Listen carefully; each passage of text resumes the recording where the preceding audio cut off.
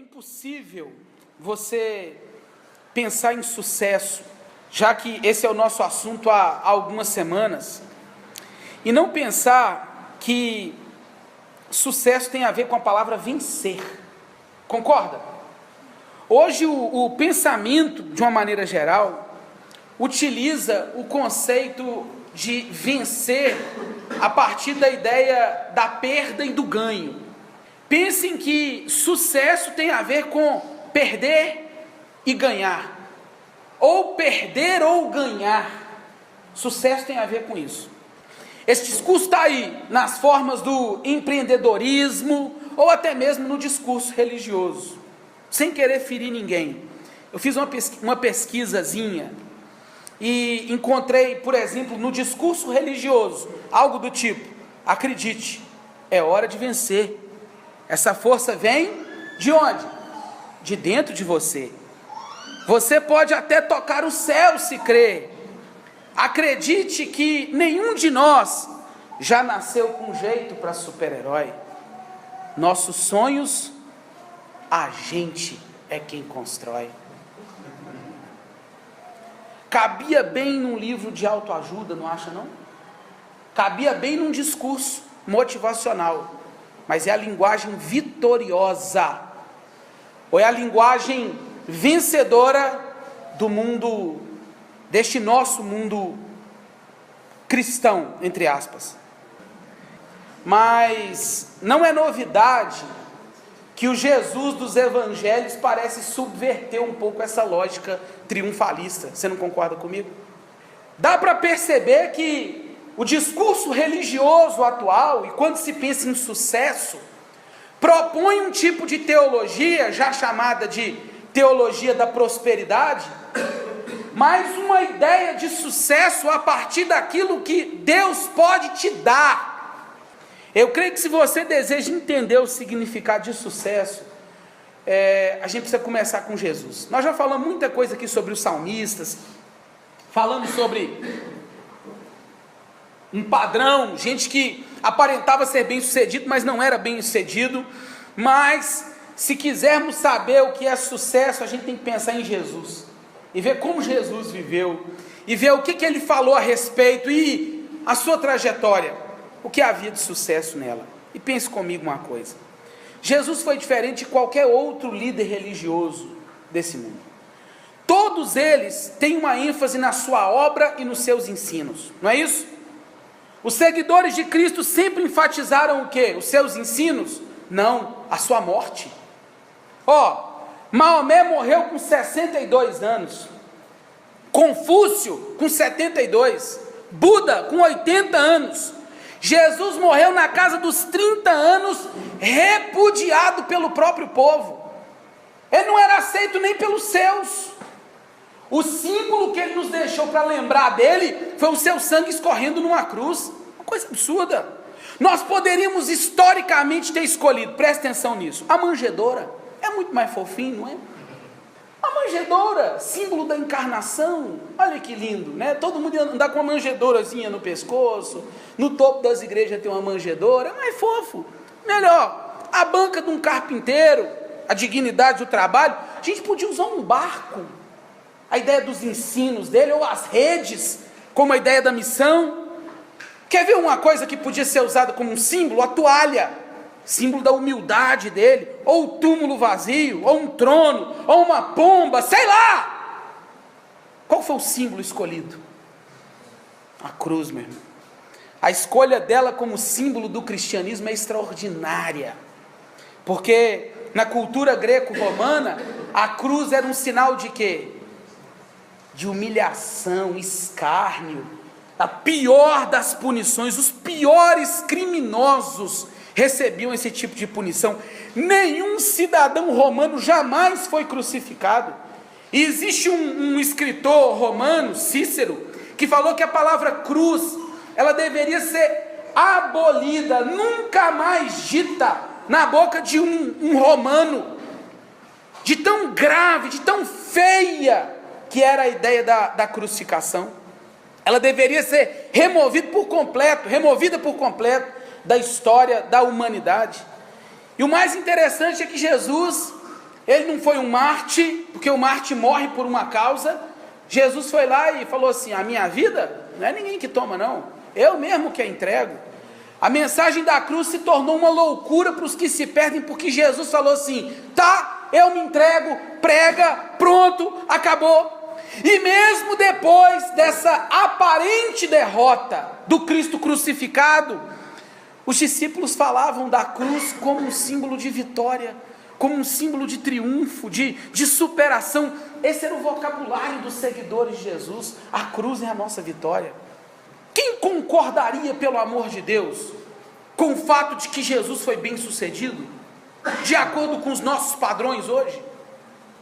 Um homem que morre na casa dos 30 anos, sem nenhuma propriedade, a única fama que ele tinha era naquele pequeno mundinho ali da Palestina.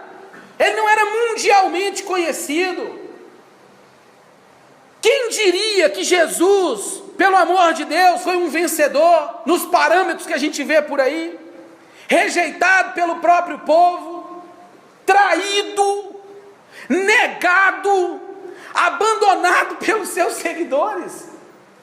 Os 3 que ficavam com ele o tempo inteiro, ninguém, e executado por um procurador romano, na casa dos 30 anos, gente, pregado numa cruz, nu, exposto ao escárnio, retorcido, privado da liberdade de se movimentar, a liberdade básica do corpo, ele não a tinha naquele momento, amarrado por cordas, pregado por pregos, impotente. Se você olhar para um quadro desse, você vai ver a vitória do orgulho, você vai ver a vitória do Estado, do preconceito, da inveja, da soberba, do ódio, da covardia, da brutalidade. Você vai ver tudo, menos um triunfo. Mas para Deus, as coisas nunca são o que parecem ser. Esmagado pelo poder de Roma, Jesus naquele momento estava esmagando o que? De acordo com Gênesis 3,15, a cabeça da serpente. Esmagado pelo poder de Roma, a vítima era na verdade o vencedor. Amém. E a cruz era o lugar de onde ele governava o universo. Em Colossenses 2,15 fala que foi na cruz que ele pegou os principados e as potestades e fez o que com eles? Você lembra do texto? Os expôs de que forma? Publicamente ao desprezo. Era como se todo mundo estivesse olhando e falando assim, tá lá, e tinha os bem-sucedidos soldados romanos falando assim: profetiza aí, ó, filho do homem, quem foi que te bateu? Desce daí, se você é mesmo o outro crucificado, desce daí, escarnecido. E Jesus, ele estava triunfando sobre os principados e as potestades, estava expondo essa população espiritual a sabe o que? Ao desprezo. O vencedor, ele não tinha a aparência de um vencedor. Para o mundo moderno, uma imagem nada parecida com a do sucesso. Porém, as coisas nem sempre, na verdade, para Deus, ou na história de Deus, a história que Deus desenhou, as coisas não são como parecem. Jesus, ele subverte essa lógica completamente e mostra que é através da sua cruz que ele revela o seu grande triunfo. Ele mostra quem é o vencedor e quem é o perdedor. Isso cria um conflito dentro dos nossos corações, porque nós vivemos num mundo onde a abnegação, aonde o sacrifício, aonde a autoentrega não é benquista. O status quo de um sacrifício no mundo contemporâneo, principalmente para os padrões de sucesso, é algo completamente, não faz sentido. A ideia de sucesso tem a ver com um triunfo sobre outras pessoas. A ideia de sucesso tem a ver com reconhecimento. E vitória tem a ver com conquistas, com avanços, com essas coisas que podem muito bem classificar as pessoas num determinado período, mas quando chegar ao final, você vai ter perdido o jogo. É assim que muita gente aqui vive. Eu sou do time vencedor, Senhor. Eu sou do time vitorioso. Eu vivo com a turma que vence. Sou popular, eu tenho dinheiro, ou nem isso. Mas eu vivo de uma maneira em que a ideia sucesso combina comigo, ou pior do que isso. Há quem busque isso, viva para isso. Todos nós somos assim. Vivemos em busca de um sucesso, de um tipo de aprovação, de uma identidade. A Bíblia diz que a nossa identidade está oculta em Cristo, mas a gente fica buscando um tipo de identidade, reconhecimento, um tipo de sucesso que, quando a gente olha para Cristo, a gente fala, não, nele a gente não encontra isso. O que Jesus revela na sua essência é, olha, vou dar exemplos para vocês, mas o principal, e é o que diz o texto que lemos, vai chegar uma hora que vocês precisarão tomar a própria cruz de vocês, cada um. Essa não é uma mensagem popular. Jesus, ele morreu numa cruz e disse claramente que um dia nós teríamos que carregar a nossa. Aquele que não se dispõe a carregar uma cruz, também não usará uma coroa. E já dizia um pastor, a religião que não nos custa nada, não tem nenhum valor. O assunto já não é mais sobre ganhar ou perder, que a gente sabe que nessa vida, muita gente vai ganhar, mas vai perder no final. Nós estamos falando sobre vencer de verdade. Não quero saber quantos gols você fez no primeiro tempo. Ninguém quer saber em quantas batalhas você triunfou. E a verdade é que um dia, o mundo se calará. O mundo se calará definitivamente diante de tudo aquilo que você conquistou ou supõe conquistar. Um dia todo mundo vai entender que esses tesouros que nós acumulamos aqui não valeram de nada. Só nós que não entendemos ainda que a gente está em busca de coisas que, todos nós, que elas não fazem sentido eternamente pensando. Elas fazem sentido durante um período da história. Elas fazem sentido para um momento onde a gente tem a aparência de vencedor, mas vencedor na verdade é muito diferente do que Jesus aponta. E se você se diz um cristão, a coisa ainda piora para o seu lado, porque ele julga o sucesso a partir do que Cristo falou, e Cristo falou assim, vitória sem cruz, foi a proposta que Pedro fez. Esse é o caminho que Jesus rejeitou. Não, vitória sem cruz não tem. Não apenas nesse momento, lembra lá no deserto, Mateus capítulo 4, Jesus com fome, chega o cara e fala, aí, está com fome, tem o poder, manda as pedras transformarem em pães. Jesus aí, já vem. Jesus, não, nem só de pão viverá o homem, mas de toda palavra que procede da boca de Deus. Olha que tentação.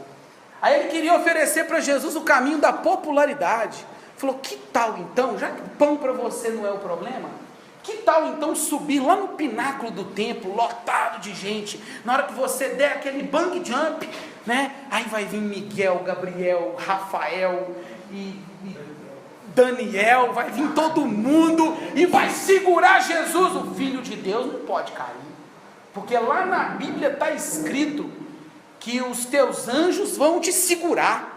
O diabo é tão que usou a palavra. Aí Jesus falou assim, popularidade sem cruz não faz o mínimo sentido. Eu tenho que morrer lá, Satanás, eu vou ter que carregar aquela cruz. Aí ele deu a última cartada. Você está aí, na pilha, querendo transformar pedra em pão, gente. Tem gente, nós somos assim, se a gente pudesse comer dinheiro, a gente comeria. Hoje nós estamos num mundo mergulhado num consumo. Hoje não precisa do diabo falar para a gente assim, transforma essas pedras em pães, não. Hoje, se o diabo virar e falar assim, você pode pegar se você quiser, a gente pegava a pedra e mascava a pedra. Lança uma moda porcaria aí, você vai comprar.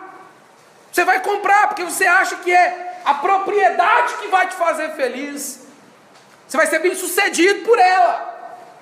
Aí tem gente que obter não é o negócio é ser popular. Eu me atiro, eu faço peripécia, eu sou um cara bacana, eu sou legal e milagre. Jesus, não, o caminho é o da cruz. E por último, essas são as nossas buscas.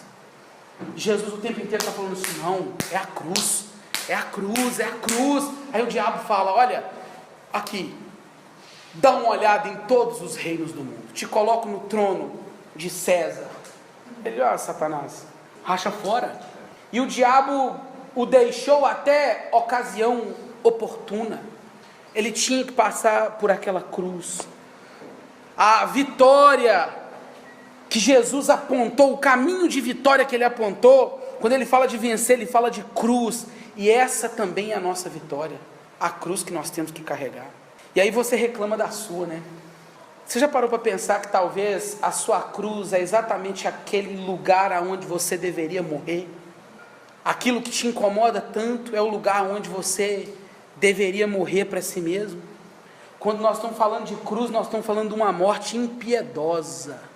Jesus fala para você tomar a sua cruz, ele está falando que você tem que morrer de forma impiedosa. Você não pode tratar com simpatia e cortesia a sua carne. Algo tão maligno não merece nada mais a não ser crucificação. É algo doloroso, gente, vai doer. Se ser vitorioso passa por... vai doer. Eu conversava com a Raquel essa semana e a gente estava falando sobre isso.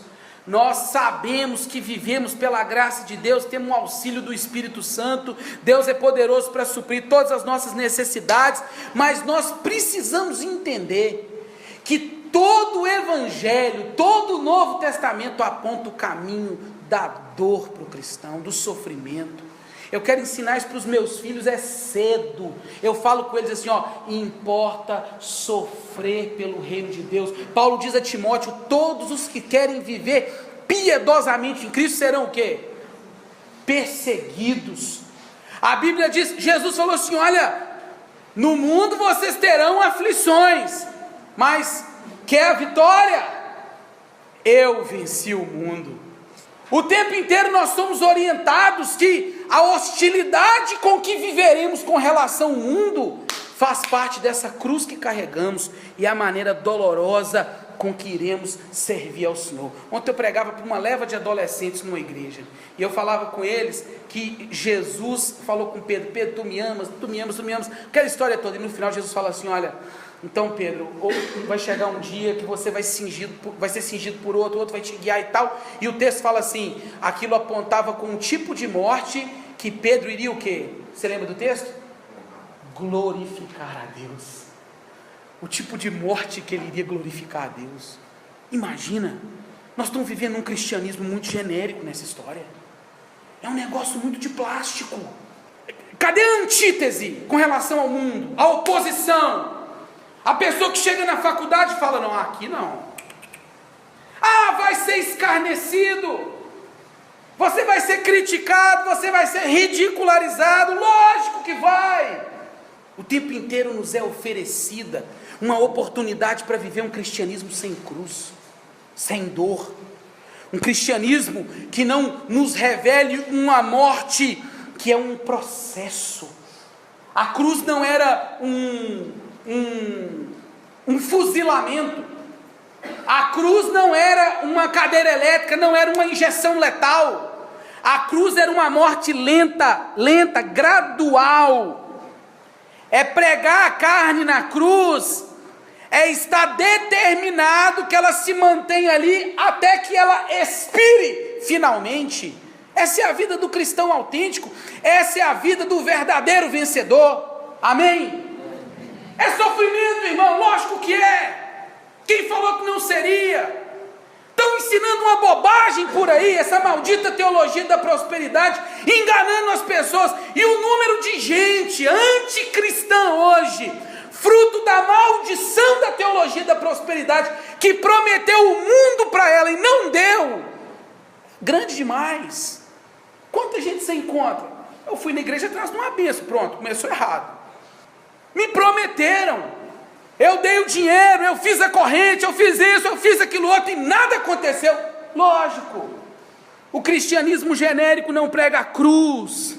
Não prega que a vitória do cristão é uma vitória impiedosa sobre si mesmo. Amém? Suas próprias vontades. É o seu eu sendo subjugado diariamente.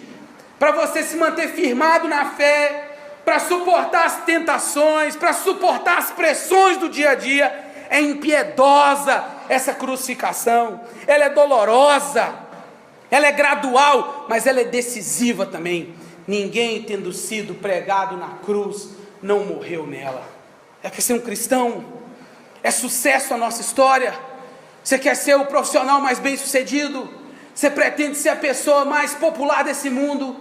Você está em busca de coisas, realizações, sonhos. Você é o admirável, lamentável cidadão que sabe o preço de tudo e não sabe o valor de nada? É isso? Eu tenho um recado para você. Vitória é sinônimo de cruz. Por mais subversiva que essa mensagem seja, por mais estranha que ela seja, Paulo chama aos coríntios de a loucura da cruz. Essa mensagem ela é loucura para os que se perdem, mas para nós que somos salvos, poder de Deus. Nós agimos muitas vezes como se tivéssemos pregado a nossa velha natureza lá na cruz, e a gente ficasse voltando na cena da crucificação para acariciar. A gente crucificou a carne, mas todo dia a gente querendo arrancar os pregos, não é? Não crucifiquei minha carne, entreguei minha vida a Cristo, acabou, agora eu estou crucificado com Cristo. Mas a gente vive querendo arrancar os pregos, no trabalho, no tratamento com os filhos, com a esposa, na vida, no seu coração. Você não está carregando, não. Você não está vivendo. Vai dizer que você nunca falou: o que eu fiz para merecer? E Deus está falando assim: não, nós não podemos viver esse cristianismo sem cruz. Nós não podemos viver o cristianismo sem morte. Nós não podemos viver um cristianismo nessa sociedade embriagada pelo prazer, pelo hedonismo, por tudo que se oferece, sem a verdade do evangelho alimentando nosso coração. Nós precisamos entender que sucesso não tem a ver com ganho. Sucesso tem a ver com vitória. Você não pode sair daqui achando que ser bem sucedido é ganhar. Ser bem sucedido é ser popular. Você está fazendo isso errado. Está fazendo. Sucesso tem a ver com vitória. Vitória de verdade, vitória com V maiúsculo. E há uma história que me chama a atenção. Quem gosta de futebol sabe que houve uma vez, não lembro se 99, 2000, sei lá, 2000, não sei. Houve uma final da famosa UEFA Champions League. E nessa final aconteceu um fato interessante, que o Bayern de Munique estava ganhando o jogo de 1-0, e aos 45 minutos, o famoso Franz Beckenbauer, as mulheres sabem quem é Franz Beckenbauer, né? Sabe não? Então fica no mistério, irmã, leva no mistério para casa, né? Vai no Google. Não, o Beckenbauer não jogou, ele estava assistindo das tribunas, né? O Beckenbauer era um zagueiro, né? Um líbero lá da seleção alemã, e nessa época ele estava assistindo o Bayern de Munique jogar, 1-0, 45 do segundo tempo, meu irmão. O que você faz? Vamos descer para curtir com os jogadores, né? Na hora que ele saiu da tribuna e as câmeras filmam ele descendo da tribuna, vou lá comemorar com os parceiros. O Manchester United vai lá e faz 1-1. Vai para a prorrogação. Só os 46 nos acréscimos. O juiz deu lá 3 minutos de acréscimo. E incrivelmente, gente, o futebol vai ser redimido junto com todas as coisas. Aleluia, não vai ter palavrão, não vai ter entrada, vai ser aquele futebol santo, aquela coisa. Gente, pensa num gol de bicicleta, coisa mais linda, né? Futebol. Oi? No céu não vai ter contusão e nem gordura. Vai pedir um cara de correr. Gente, não é. Deixa os caras pra lá, né? Futebol é uma coisa linda demais. O cara descendo para comemorar, e o Manchester United não dá a chance do Bayern ir para prorrogação. Um cara chamado Solskjaer, sei lá de que planeta que aquele cara era. Esse cara vai e faz o 2-1. É bonito. Virou o jogo. A imagem de desolação dos jogadores do Bayern era impressionante. E a imagem de vitória daqueles que apanharam. Nota, o Bayern fez um gol aos 6 do primeiro tempo. O outro time agonizou 84 minutos. Foi o time que sofreu, teve que correr atrás do prejuízo. Era o time que a torcida já estava gritando contra ele. Extenuados já estavam ali os jogadores. Agora, na hora que o juiz apitou, quem levou a taça foi o Manchester. A seleção mais bonita que o Brasil já teve, o futebol mais bem tocado, goleava. A seleção mais celebrada da história, que fez muita gente chorar. Quando o juiz apitou, ela não levou o troféu. Não adianta você ganhar agora. O que vai adiantar? Jesus está perguntando isso para os discípulos dele. O que adianta fazer gol agora? Se na hora do apito final, você vai ser derrotado. O que adianta ficar atrás de sonhos aí, meu irmão? De coisas que vão perecer com o tempo. A gente tinha, sabe o que fazer? Era rasgar as nossas vestes, se esse fosse o nosso costume, jogar terra para cima e gritar ao Senhor dizendo: tem misericórdia de nós, Senhor. Isso é o Evangelho. Mesmo que você tenha, deixa eu falar duramente aqui, mesmo que você tenha que perder o seu emprego, mesmo que você tenha que sucumbir a algumas situações que não é o que eu quero fazer, Senhor, mas se possível passe de mim esse cálice, no entanto não seja como eu quero, se como tu queres. Esse é o cristianismo. O que adianta ficar ganhando hoje, se no dia que o juiz apitar, nós vamos perder eternamente? Apocalipse 7 fala que os vencedores na hora do apito final são os que suportaram a grande tribulação, são os que estão com as vestiduras brancas. Ah, você está aí, né, todo manchado, todo sujão, e achando que pode lavar com o sabão da própria justiça. Está achando mesmo, né? Não. Essas vestiduras são lavadas aonde para ficar branquinha desse jeito? No sangue de Cristo. Suportaram uma tribulação, lavaram as vestiduras no sangue do Cordeiro e tem o selo de Deus. Eu fico pensando em que time você estará no último dia. Eu fico me perguntando se sucesso para Jesus tinha um único sentido, a cruz para a glória de Deus, e o sentido para os homens tem um sentido, o eu para a glória do homem. De que lado que você está? De que lado nós estamos? Sucesso, meu irmão, você está fazendo isso muito errado. Sucesso, o vencedor é aquele que nega a si mesmo, pega a sua cruz e segue. Porque o que adianta o homem ganhar o mundo inteiro, se no dia do apito final ele vai perder a sua alma? Vamos orar?